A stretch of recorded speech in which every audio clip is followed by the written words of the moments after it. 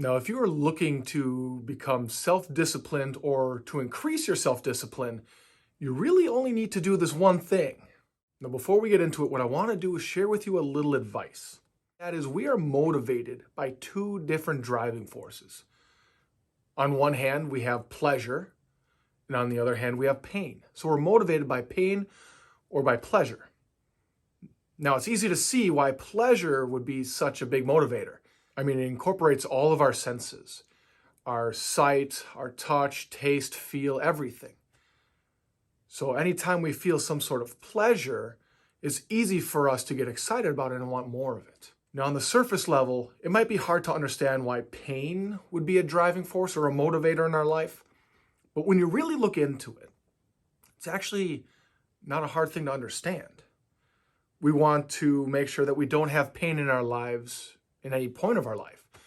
So we're going to do whatever we can to make sure that doesn't happen. So anything that's negative, anything that harms us, we're going to want to keep that away from us. That pain we don't want in our lives. So it's actually a bigger motivator than it is for pleasure. Pleasure kind of puts you into a comfort zone, a comfort level. Pain, it gets you out of that comfort level. So you want to go right back into it when you can. And it was Jim Rohn that said, "We must all suffer from one of two pains, the pain of discipline or the pain of regret. The difference is discipline weighs ounces while regret weighs tons." And I really think that quote is so profound. You have the correlation of regret and discipline, of weight, weighing tons and weighing ounces, but you also have time. And I think that's the big significance of this quote is the reasoning why discipline weighs ounces is because when you're trying to discipline yourself, it's in the moment. So that pain that you're experiencing is in the moment. That pain doesn't extrapolate to different areas or into the future or into the past. It's right then and there for you. Whereas regret, even though that's in the moment, the regret that you feel is because of a past that you didn't accomplish. You're regretting the discipline you didn't do when you wanted to. You're regretting that you didn't go through all the pain of the moment when you're trying to do that self-discipline. And now that regret weighs tons. So it weighs more on you. It weighs on your heart, your soul, your spirit. Whereas the discipline, that pain is there for the moment. We also need to be able to talk about what the benefits are of being more self-disciplined.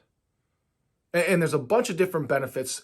You can Google them if you want to. Some of the ones that I've found and I've experienced in my life are the benefits of decreasing your anxiety.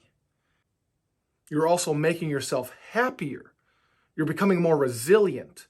Your feeling of being in control, your feeling of satisfaction. It gives you more time back when you're self-disciplined. And all in all, it gives you more of what you want. Whether that is time or that is things that you want, toys, possessions, money. Being more self-disciplined, even though it might seem like it's restricting or constrictive, it might seem like you're placing shackles on your life, it's actually giving you more freedom. It gives you more of what you want. So there's a lot of benefits from being self-disciplined. And when I was doing my research on being more self-disciplined, not only in my own life and the stuff that I've gone through, but to understand more of why people aren't being self-disciplined, why they don't go that route. And really it's because it's hard. And it takes you out of your comfort levels. Nobody wants to be out of their comfort level, especially when you want to Netflix and chill. When you want to come home after a long day and just sit on the couch, drink a beer, and watch a movie. It's easier to do that stuff. It's a lot harder to want to get up at 5 a.m. before everybody else is up and do the things that you need to do necessary to make sure that you have a healthier life, a more abundant life. Make sure that you do the chores you need to do on a daily basis. Or when you're at work, get your tasks done so you don't have somebody else breathing down your neck telling you what to do. It's very hard to hold yourself accountable, especially when you're in the moment. It's a lot easier to just give in. give in to the temptation. I think this is a very good point where we understand what self-discipline is. It's the ability to control one's feelings and overcome one's weaknesses. The ability to pursue what one thinks is right despite temptations to abandon it. And that temptation word really struck me, really got me, because we are giving into temptation when we aren't being self-disciplined. We weren't holding ourselves accountable. I use the example of trying to lose weight. I use that example in a lot of what I do because I think it's very easily relatable. When you're trying to lose weight, you have two things in mind that you think you need to do. One is working out, and the other is eating healthier. Now, the eating healthier, that's a lot harder to do, I think, because it's so much easier to just stop off at a fast food restaurant.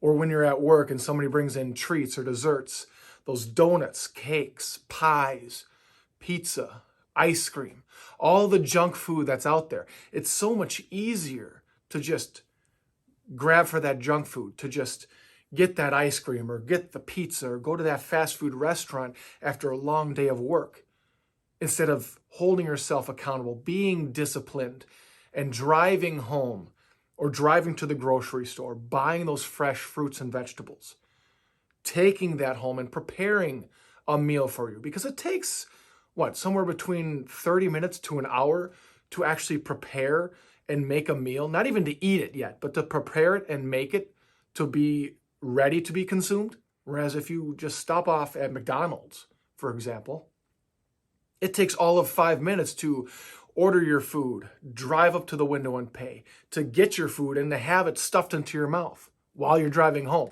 I know I do. I stuff those French fries in my mouth right away.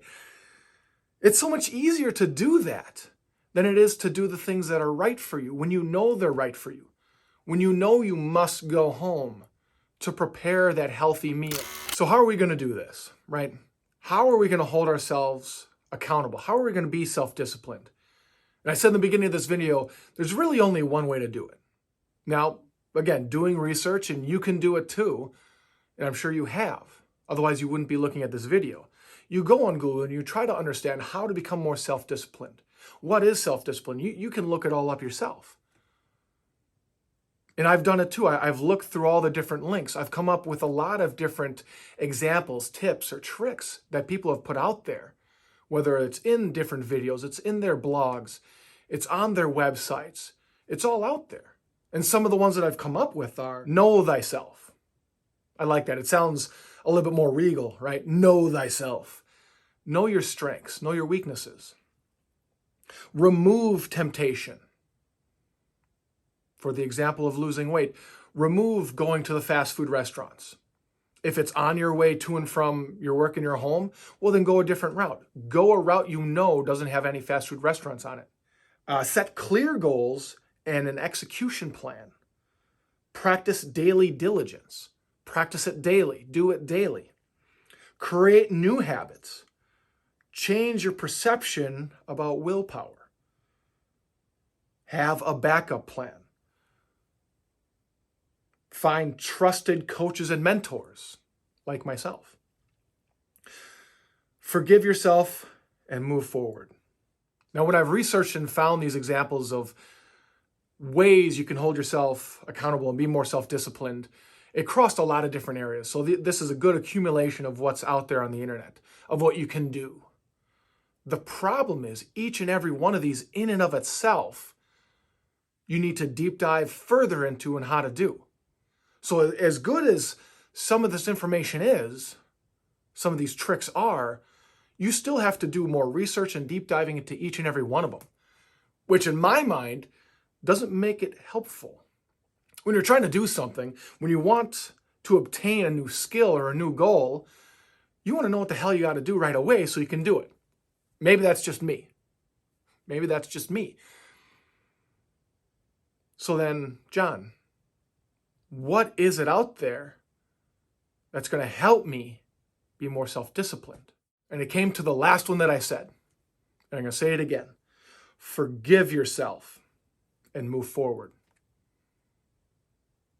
Now stick with me. I know it might sound hokey. Forgiveness. That's right, I said it. That's the one thing you need to help you be more self-disciplined, is to forgive. I'm not talking about forgiving other people around you. I'm not talking about outwardly forgiveness. Inward forgiveness. Forgiving yourself. Now, I can already see the people clicking off, going to different videos, because it doesn't make a lot of sense, does it? It sounds so simple. It's too easy. But is it? Is it really that easy? And I beg to differ that it's not. I'd like to wager money saying that it is not easy to forgive yourself. It's not easy to forgive, period. Much less yourself. We, you and I, we're the ones that critique ourselves the hardest out of everybody else in this world. We're more forgiving towards everybody else, and we're less forgiving towards ourselves. We set a bar higher for ourselves than we do for other people, and when we don't hit it, we get down on ourselves. We chastise ourselves. We have a lot of negative self-talk that you need to stop doing. That's why I fully believe and endorse that forgiveness is the one master key you need to actually and finally become self-disciplined. Now, for you that is still hanging on, thank you. Still trying to understand, where am I going with this? Why is forgiveness the one thing out of everything else out there? All the experts and the self-made gurus and the million and billionaires out there who have made a living on telling you what to do and how to act and what skills you need to progress your life. Out of all of the tricks and tips I just shared with you on how to be more self-disciplined, why is forgiveness the one thing that you're hanging your hat on? It's because of the myriad of different benefits that forgiving yourself does. And a lot of those benefits are health benefits. And what I said before is a lot of why we aren't self-disciplined is because of lack of health. And when we're not feeling healthy, we lack the willpower. We lack the motivation. We lack the ambition. So then we're not going to do the things necessary. So if we want to get all that back, if we want to be motivated, if we want to have willpower, if we want to have ambition, then we need to be healthy internally. And the health benefits, and a couple of them that I highlighted, is lower blood pressure. Now, I think for a lot of us, that is a huge benefit with cardiovascular diseases out there. Being able to internally lower your blood pressure throughout your life without having to take medications and have many different surgical procedures, I think is probably one of the best benefits in and of itself. But I'm going to go on. Improved mental health. Your mind will help you stay younger. It'll help you to de-stress, reduce your anxieties. You're going to have more love for yourself. Stronger immune system. Holy crap. Stronger immune system. You mean that I'll be able to fight off diseases, the cold and flu, a lot easier if I just forgave myself? Are you serious? Get out of town. Yes. Simply forgiving yourself can have a boost on your immune system. How amazing is that? It's a holistic remedy. Again, you don't need medications. I highly recommend vitamins and minerals, but you don't need medications.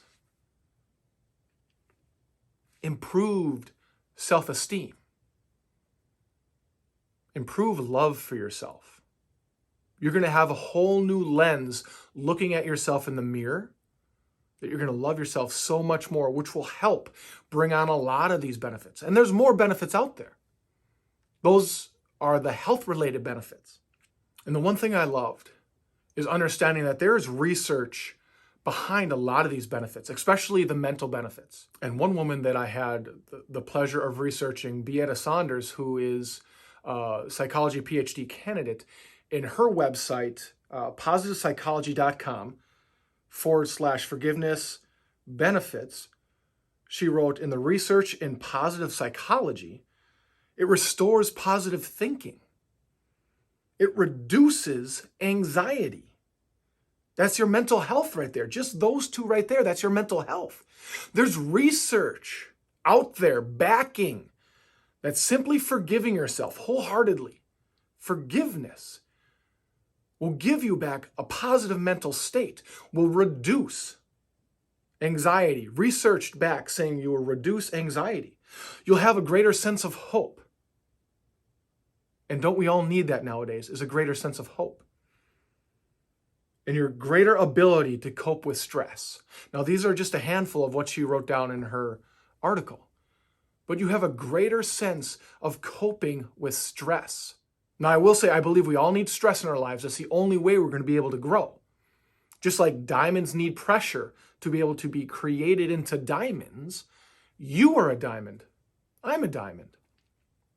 And the only way we're going to become diamonds, become greater, and to have a better, more fulfilling life, a happier life, a more joy-filled life, is to forgive ourselves. And once we are able to forgive ourselves, we're going to be able to cope with stress better.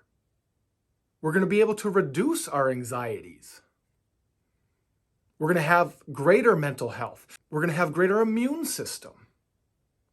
Our health overall, internally, mentally, is going to be so much greater that you're going to be able to have the ability to hold yourself accountable and, more importantly, be self-disciplined. And gives you the power, the energy, the ambition, the willpower, the motivation to research some of these ways that I alluded to before to help increase your self-discipline and other skills and traits in your life. Forgiveness, huh? Who would have thought?